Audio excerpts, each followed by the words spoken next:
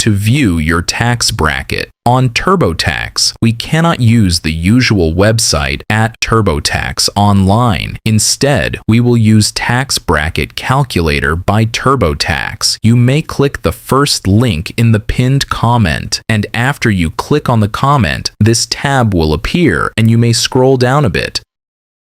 Choose on the year that you want to calculate for the tax bracket. After that, you want to click on Filing Status.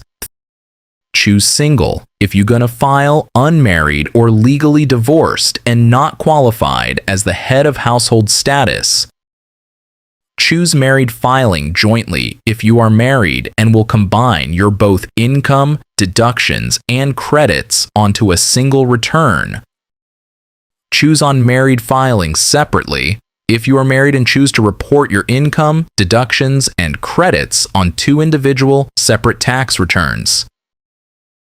Choose Head of Household if you are unmarried and pay more than half the cost of maintaining a home for themselves and a qualifying dependent. And then last, choose on Qualifying Surviving Spouse if you are widowed individuals with dependent children, not remarry, pay over half the household costs, and have a dependent.